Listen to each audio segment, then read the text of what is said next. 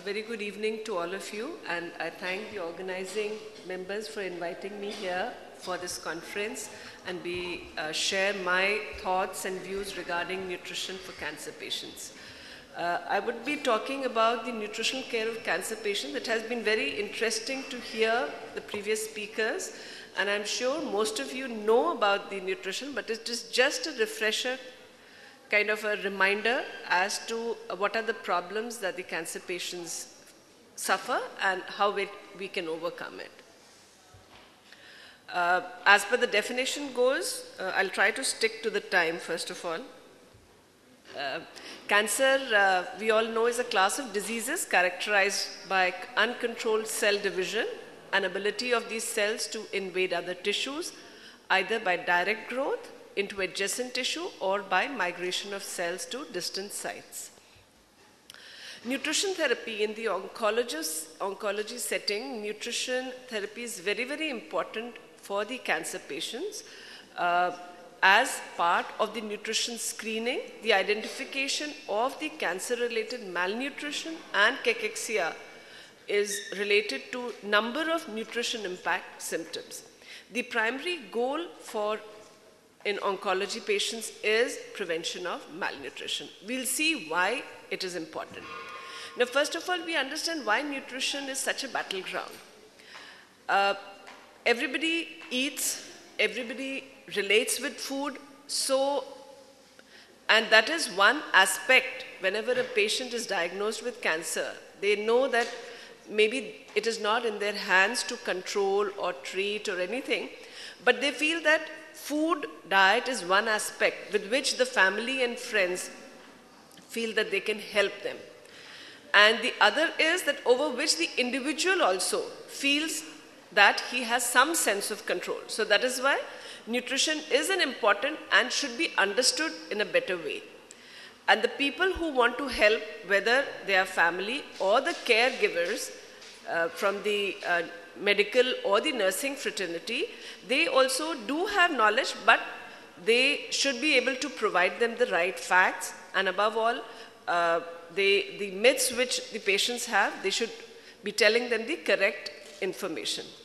So these conflicting agendas cause much anxiety and tension, and that is why the need of the hour is to provide information about the problems, nutritional problems related to the cancer patients and how we can overcome them by simple methods. I will not go into the details, but as you all, whether students, whether teachers, or whether practicing nursing care, you all know that cancer-induced malnutrition is there.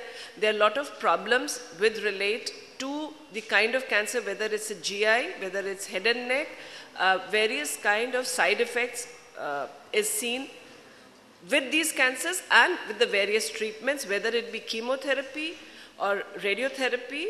So the effect of symptoms on the dietary intake is profound because of the disease itself and because of the treatment itself. And we all know that malnutrition causes the delay in healing, deprives the person of quick healing, increases the hospital stay, and also the quality of life gets reduced. So how we can help them, I'll just continue with that.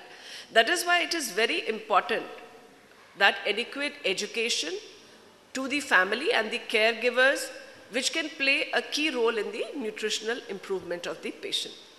Now, what are the various symptoms affecting the nutritional status? As you all must be aware, and it has been mentioned maybe by the earlier speakers, these are some of the symptoms which affect the nutritional status, because we all eat. So if there is a sore mouth, if there's a dry mouth, if there's altered taste, smell, we do have a recommendation for the cancer patients. Like you all must be knowing, we have recommendations or guidelines for different kind of disease patients, which is called the medical nutrition therapy. But as we all say that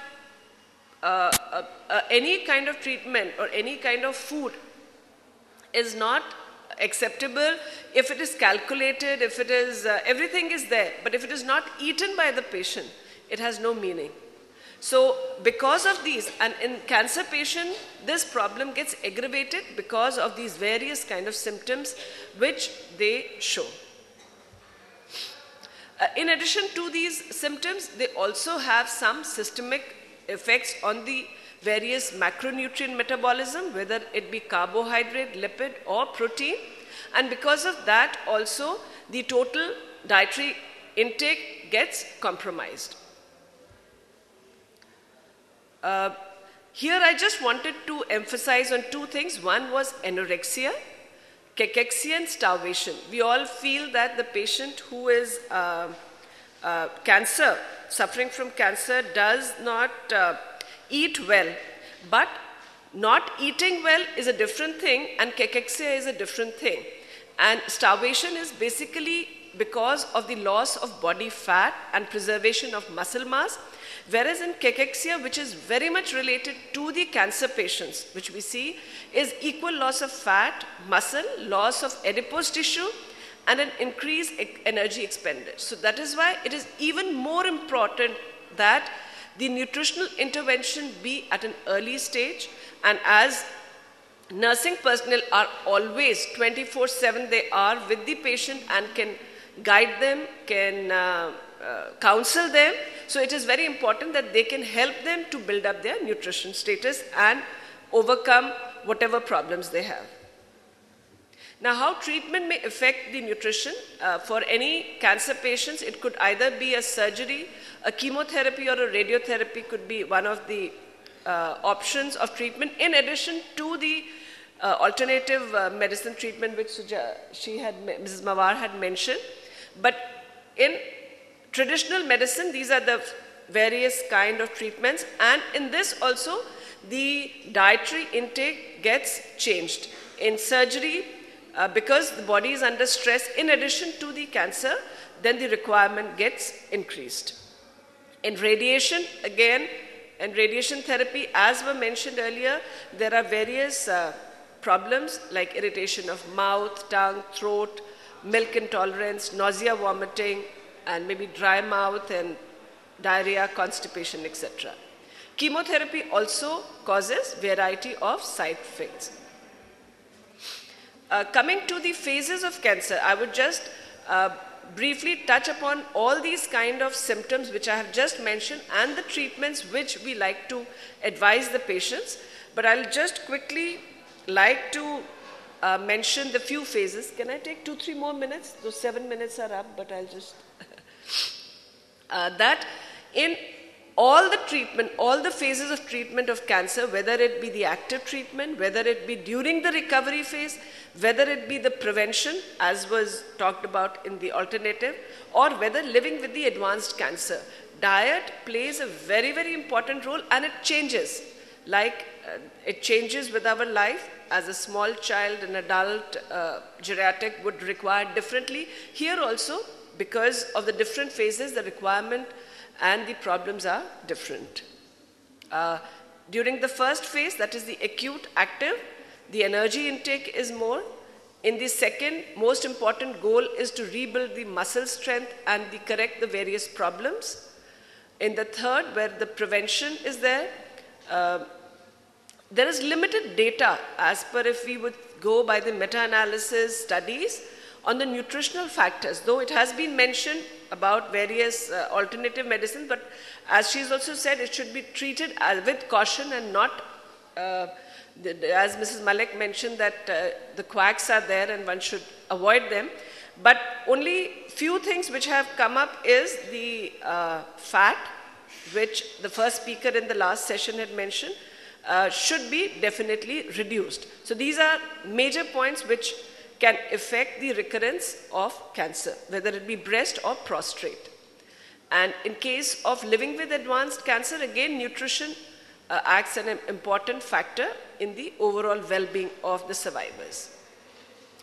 As nutrition can help if it is started early in any of the phases. So I would just mention about the various symptoms and how those problems can be overcome. Whether it be anorexia, one can tell the patients to use appetite stimulants, whether the natural one, whether it's citrus juices or any of the cold or room temperature foods can be used. Straws can be used to avoid the smell of them. But one has to keep it in mind that if they are in a neutropenic diet, then again more safety has to be taken care.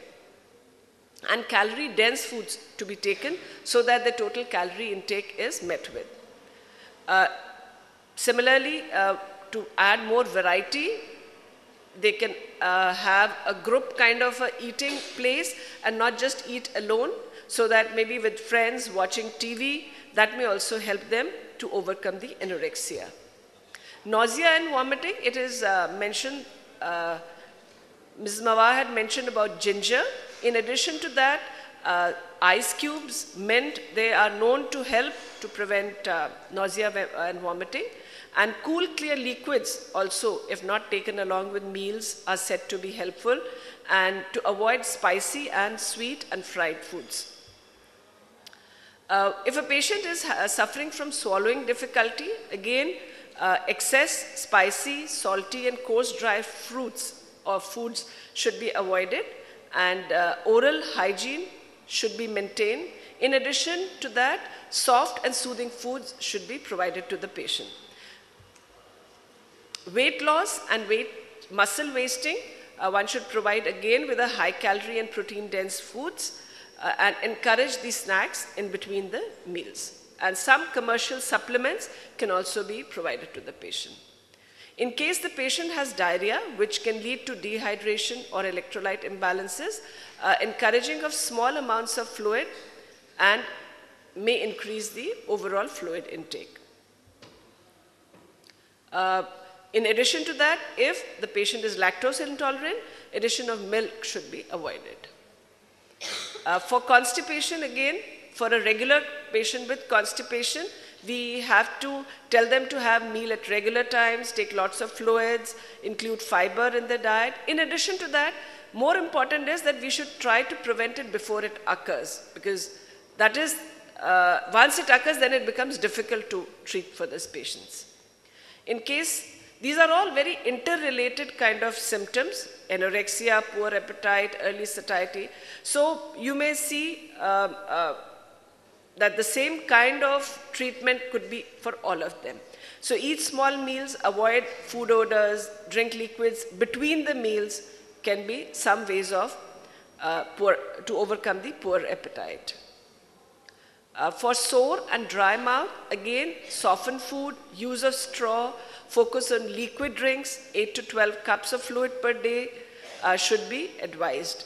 In addition to that, frozen hard candies are also said to help them in extra salivation, and eat moist foods and extra gravies for improvement of their soreness or dry mouth.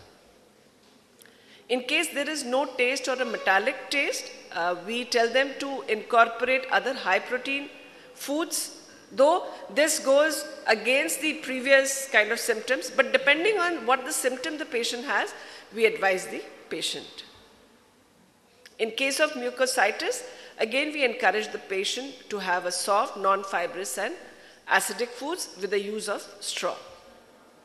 Special note is on hygiene, and one should keep it in mind that food should not be uncovered.